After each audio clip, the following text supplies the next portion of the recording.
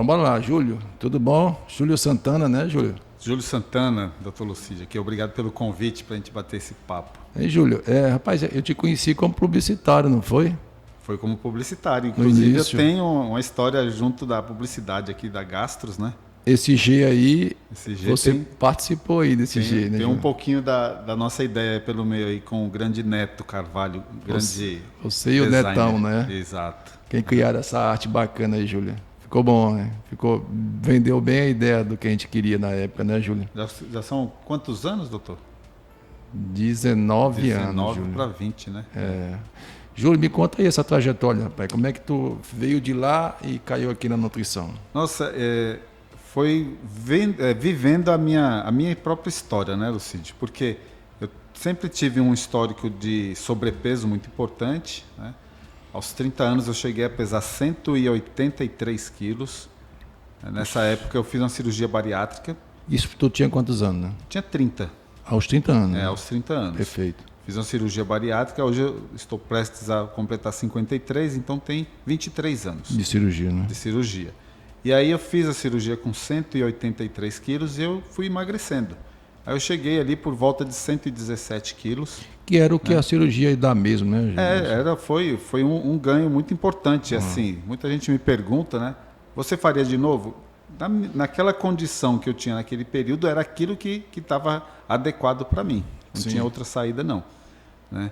E aí eu cheguei a 117 quilos, depois a gente vai tendo um reganho de peso.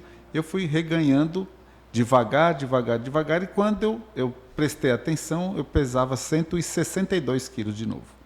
Né? Aumentei aí 45 quilos. E aí ficou naquela dúvida, vamos fazer outra cirurgia? Não vai? Tem que fazer alguma outra ação? Né? Não só revisional, fazer mais uma diminuição do tamanho do estômago. Ficou aquela dúvida, né? Na época se falava muito de argônio também. Será que aplica, não aplica? E eu ouvi sobre uma dieta, né? Trabalhando como publicitário. Aí eu fiz essa dieta, estudei ela, apliquei em mim e eu emagreci até 105 quilos. Com essa dieta que você estudou. Eu emagreci mais de 50 quilos de novo fazendo dieta. Despertou o interesse aí da Júlio. E como tinha agência de propaganda, hoje eu não tenho mais, eu faço trabalhos autônomos, né? A gente tinha uma equipe, aquilo ali chamou a atenção, sempre estava circulando na mídia, aquilo foi aparecendo. E aí eu fiz um site de receitas, fiz um site da dieta, falando como funcionava, tudo, né? E tinha um fluxo muito importante ali.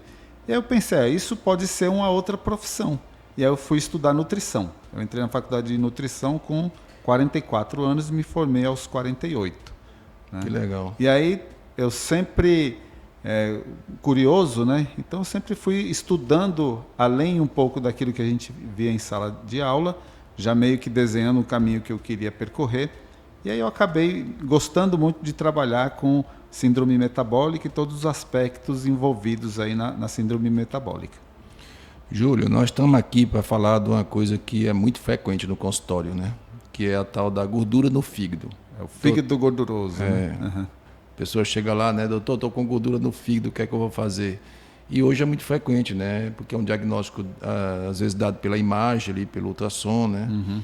Então, assim, por que é que você está aqui? Porque para esse problema, você sabe, não tem remédio.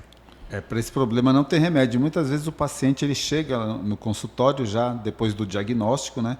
Que é feito com o ultrassom, como você disse, e aí a gente vai explicar para o paciente qual que vai ser a solução para ele, porque a solução não passa por um medicamento. Exatamente. Né? A maioria das patologias tem alguma coisa, ou que vai no sintoma, ou que vai ali na essência, dela e ajuda bem o paciente. Agora, no caso da esteatose hepática, que é o fígado gorduroso, não tem um remédio. A gente tem que ter uma intervenção dietética realmente. Por isso é que você está, meu amigo, aqui. Então, assim, Júlio, assim, parece que é um descontrole ali do hormônio metabólico, né? Nutricional e metabólico, para chegar a essa condição, né? E está ligado a esses hábitos nossos, né, Júlio? Está bem ligado. A gente tem a esteatose hepática alcoólica, que ela sempre foi muito prevalente, né, no passado. Isso aquele bebedor quanto mais mais, era quem tinha a esteatose hepática, que poderia conduzir até uma cirrose. Sim. Tá? E depois a gente começa a ter um perfil diferente do paciente, que não é o paciente que tem o uso de álcool, e é o paciente que passa a ter esteatose hepática, que a gente vai observar que é principalmente pela alimentação e pelo estilo de vida.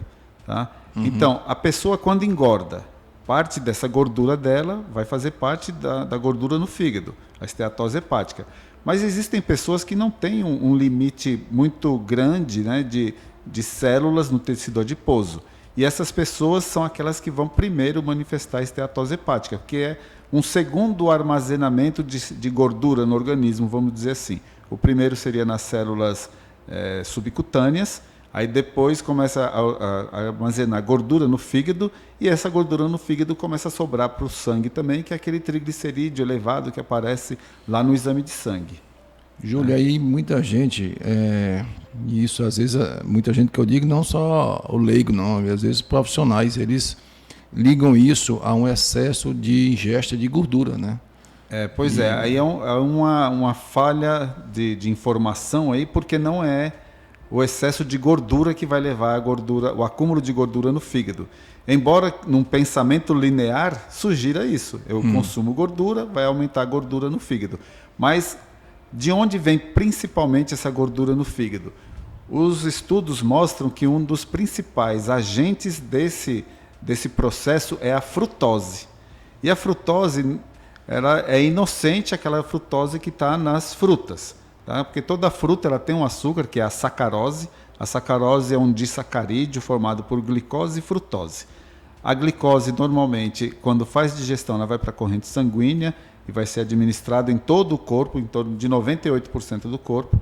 E a frutose, que é metade do conteúdo de açúcar, né, no açúcar industrializado, no açúcar das frutas, no mel, essa metade do açúcar, que é a frutose, ela só é metabolizada no fígado. E aí gera ali no fígado um processo de hiperinsulinemia, e essa hiperinsulinemia é a base da síndrome metabólica, e um dos sintomas da síndrome metabólica é o desenvolvimento da esteatose hepática. Então, a frutose tem uma importância muito grande na gênese dessa patologia, principalmente aquela frutose que foi isolada e foi colocada nos alimentos industrializados doce. Tipo o quê? Tipo o xarope de milho rico em frutose, né? Que é um açúcar que tem um poder de adoçar muito grande e é muito mais barato que o açúcar feito da cana. Então, esse xarope de milho com alta concentração de frutose, ele é realmente aquele que vai entregar mais frutose para o organismo. E depois que o organismo já está com o fígado gordo, né, fica muito difícil você recomendar o uso de algumas frutas muito doces, porque agora essa frutose da fruta vai fazer diferença nesse organismo doente. Júlio, você falou em síndrome metabólica. Vamos traduzir para as pessoas o que é síndrome metabólica, que é uma coisa importante aí na esteatose. Sim, né? A síndrome metabólica ela é uma disfunção que acontece no organismo, provocada principalmente por um processo de hiperinsulina no organismo. O aumento da insulina. O aumento da insulina. Então, a gente costuma ver nos exames de laboratórios, onde ele coloca ali uma faixa de normalidade da insulina de 2,5 até 26. Sim. Tá? Só que 10 já é muito. Né? Então, muitas vezes a pessoa pega um exame, olha ali a referência e fala assim, tá tudo ok, não vou nem voltar no médico. Toda a faixa normal aqui, tá tranquilo, né? Ele olha assim, tá tudo normal, tá tranquilo. E muitas vezes o que acontece? A faixa normal do laboratório, ela mostra a média de uma população. Se a gente tem uma população doente e eu estou na média, eu estou doente. Então, por isso que é muito importante que, quando faz os exames, não tentar fazer uma avaliação, uma autoavaliação, e sim voltar no médico que solicitou aqueles exames para continuar a conclusão daquele diagnóstico que vai levar a um tipo de tratamento. Então, a coisa começa o problema começa com a resistência insulínica, né? Isso. E aí dá esse distúrbio que acaba acumulando gordura dentro do fígado. Acaba acumulando gordura dentro do fígado. E quanto menor o tecido adiposo que a pessoa tem, ou seja, quanto menor a possibilidade dela engordar muito, mais rápido ela pode ter esse distúrbio metabólico, que é a gordura no fígado. E aí, Júlio, como a gente falou, a intervenção, ou seja, a única intervenção que vai ter resultado para quem tem gordura no fígado, esteatose, gente, Não adianta tomar remédio. Não existe remédio para isso. Não insistam nessa linha, porque não vai ter solução. Sim. A solução, Júlio, a gente falou, é a intervenção da dieta. É a dieta e a atividade física, né? A dieta e a atividade física são fatores importantes, a qualidade do sono também, verificar níveis de algumas vitaminas que tem no organismo é importante. Esse conjunto isso tudo, aí, né? Isso tudo faz parte de um pool de acontecimentos controláveis. A gente consegue controlar tudo. A gente consegue controlar dormir mais cedo e acordar mais cedo, consegue controlar a atividade física e a intensidade, consegue controlar a alimentação. E quando a gente tem isso bem organizado, a gente vai ter a resposta na saúde. Mas aí, Júlio, me diz aí da dieta. Vamos falar da dieta. Sim. Qual é a dieta, a melhor dieta para você combater esse problema? De tudo que eu vejo hoje, doutor Lucídio, a dieta que melhor se encaixa para o tratamento desse paciente, que ela entrega assim, também uma adesão desse paciente à dieta, é a dieta de baixo consumo de carboidrato, tá? Que é conhecido também como low carb. A dieta de baixo consumo de carboidrato, ela resume ao longo do dia uma ingestão máxima de 120 gramas de carboidrato. Só. Me dá um exemplo aí, o que é que eu como que já dá 120 gramas de carboidrato? Eu poderia falar 3 pãezinhos. Isso 3 pãozinhos já deu 120 gramas de carboidrato. Só que, quando a gente faz dieta de baixo carboidrato, uma dieta low carb, os grãos já estão excluídos.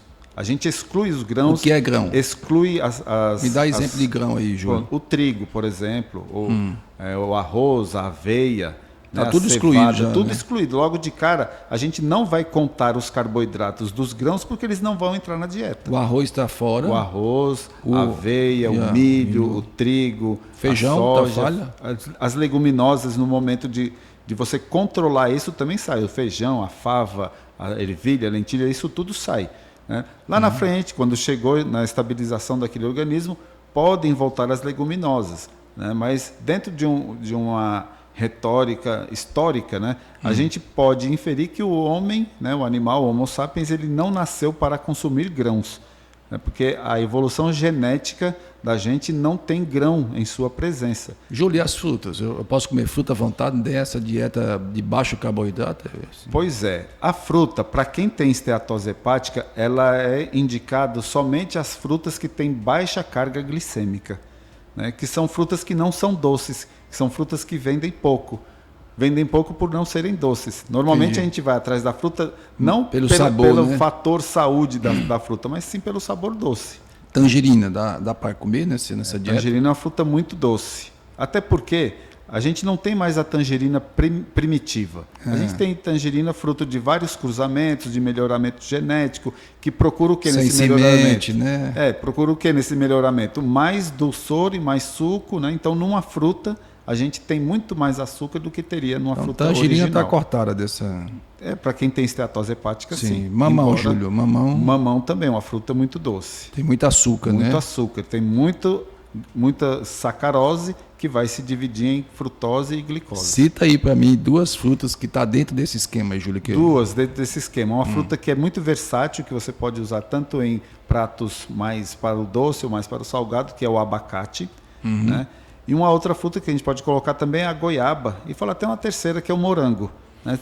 Na verdade, tem várias frutas que entram na dieta da pessoa que tem esteatose hepática. Aí a seleção vai depender da quantidade de açúcar que tem na fruta, não é isso? Isso, a quantidade de açúcar que tem nessa fruta. O inimigo de quem tem esteatose, Júlio, é o açúcar. É o inimigo principal, é o açúcar, mas também os óleos feitos de grãos e sementes, pela característica pró-inflamatória que eles têm. Tipo o quê? O óleo de soja, o óleo de milho, o óleo de canola, a margarina, né? Esses óleos, eles são ricos em ômega 6, que é um ácido graxo essencial, mas quando ele está em excesso no organismo, ele favorece, né, ao aparecimento de quadros de inflamação, inclusive a inflamação subclínica, que é aquela que a gente não percebe, mas ela está ali atrapalhando várias funções no organismo. Júlio, então assim, quais são os óleos que eu posso usar nessa dieta, assim, já que tem esses aí que você citou que não é bom? Pronto, a gente pode utilizar as gorduras vegetais de frutas, como o óleo de coco, o azeite de oliva, né? Até o azeite de babaçu entraria, o óleo de abacate e a gordura animal, como a manteiga, a banha de porco, o creme de leite. Você usa o que, Júlio, em sua casa? Em casa eu uso o azeite de babaçu e uso também a banha de porco e o azeite de oliva, esses 3. Para fritar um ovo, você usa qual? Para fritar um ovo, geralmente eu não faço o ovo frito, eu faço ele mexido. Né?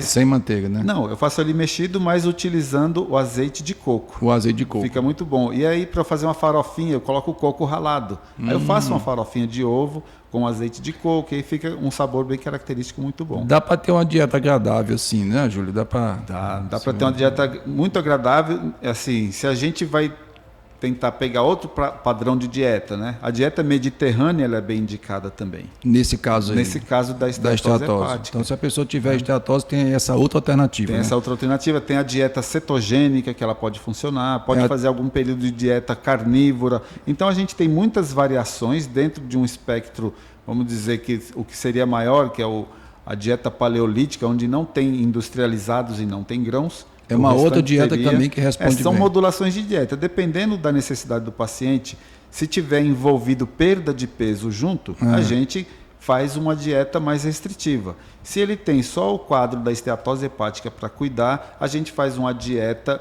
mais tranquila, com adesão melhor também, onde ele não vai sentir muita falta ali dos açúcares, das gomas e dos farináceos de grãos. Vai depender do perfil, né? Do perfil do paciente, do perfil peso, do paciente, né? sim. Se tem outras coisas envolvidas também, Isso, né? a gente sempre tem que avaliar bem o quadro dele para fazer uma dieta adequada. E normalmente a resposta é muito boa. Júlio, aumentou muito a esteatose, a gente tem visto isso. Eu já tenho aí 20 anos de consultório, eu tenho visto que aumentou bastante, né? Não só a esteatose, como a preocupação das pessoas. E a evolução disso, porque, gente, esteatose, mesmo que você... Veja só, nós estamos falando de esteatose de quem bebe, não. A pessoa que não bebe, mas é a esteatose não alcoólica, né, Júlio? A esteatose não alcoólica que ela pode encaminhar para uma fibrose, para uma esteatohepatite, cirrose, e pode chegar até uma cirrose. E dá câncer também. E aumenta o risco de câncer. Pode ser um risco de câncer bem aumentado. Do fígado, né? Esse órgão muito importante, que é o fígado. Eu até trouxe aqui, Júlio, uma figura aqui que assim, exemplifica esse caminho, né? Sim. Se a pessoa não se cuidar, né? É verdade. Por exemplo, é muito comum, né? Pegando esse exemplo aqui, quem tem galinha em casa ou quem compra galinha, né, para poder fazer, onde vem os órgãos daquela galinha junto. Quando o fígado ele está bem escuro, né? É uma galinha que não era gorda. E se você pega de uma galinha gorda, o fígado já é bem clarinho, um marronzinho claro, porque a presença de gordura naquele fígado maior também. E aí o que é interessante dizer é que muitas vezes a gente pega os graus, né, de comprometimento do fígado com a gordura, mas não necessariamente ali está falando aquele tipo de tecido. Então muitas vezes a pessoa tem uma esteatose grau 1, mas pode ser um grau 1 já com fibrose, onde vai comprometer o tecido do fígado, né, o tecido hepático, e pode encaminhar essa pessoa para uma cirrose, né? Nessa ilustração aqui, o que eu colocaria de diferente? Só o primeiro fígado um pouquinho menor, e o fígado que tem gordura, fibrose e cirrose, ele já fica aumentado também, ele não é o mesmo tamanho. O cirrótico já diminui, né? Depois aqui ele vai definhando, né? E hoje a gente tem porque antes a gente só tinha a biópsia, né, Júlio, para poder ver ali o grau de fibrose, de inflamação. Mas hoje a gente já tem uns exames, a gente já tem a elastografia, né? Que nos traz isso aí com uma certa... A elastografia é um exame bastante importante. Hoje em dia a tecnologia fez com que esse exame se tornasse mais acessível também, né? As pessoas, pelo barateamento que a tecnologia chegou. A gente tem por ultrassom. Inclusive aqui na Gastro, Júlio, a gente tem o Dr. Igor, que eu acho que é uma das maiores experiências aqui do Piauí. Ele faz a elastografia para a gente. É importante que depois que detectou lá pelo ultrassom que tem uma esteatose, avaliar a condição daquele tecido hepático para poder fazer o encaminhamento correto do tratamento, que sempre vai passar pela intervenção dietética. É isso, Júlio. Eu acho que é a principal...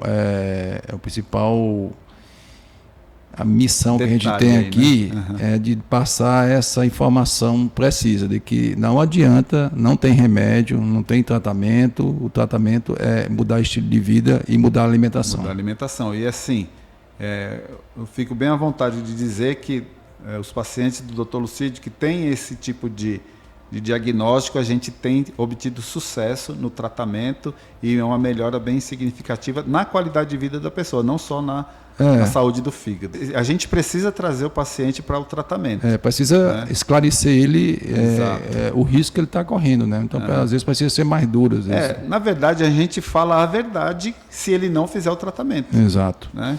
Mas se ele fizer o tratamento, a gente mostra o caminho que vai ter a solução para ele também. E nós temos tido bons exemplos, hein, Júlio? Temos aí uma turma que... a minha sogra é um exemplo claro, né, do que ela ganhou. Ela tinha diabetes, esteatose hepática e hoje ela aderiu bem à dieta. O Júlio conseguiu isso, a gente também. É claro que tem que envolver a família também. A né? família é muito importante nesse processo, que o paciente ele precisa ter um apoio para poder dar sequência, né, principalmente nos primeiros dias, que ele está entendendo aquilo que está mudando. E se tem uma oferta muito grande daquilo que ele sempre consumiu, né, e que agora ele vai muito provavelmente deixar de consumir, se tem a oferta, normalmente ele vai sucumbir. Tem que tirar de dentro de casa as coisas, né? Tem que fazer uma reforma na dispensa, né, no conteúdo interno dessa dispensa. Júlio, foi muito bom o bate-papo aqui. Obrigado por ter vindo. Vamos ter outros também. Vamos, eu que agradeço o convite. Acho que tem tanta coisa para a gente falar só de síndrome metabólica. São mais de 30 manifestações, né, colocadas como sintomas e que normalmente a pessoa entende que tem várias doenças. É muito comum eu pegar um paciente que tem 6, 7 manifestações da síndrome metabólica e eu mostro para ele que ele não tem 7 doenças, ele tem uma que precisa ser tratada. E normalmente a qualidade da nutrição faz muita diferença no tratamento. Beleza, Júlio. Tá bom? Obrigado, viu? Obrigado pelo convite. Até mais.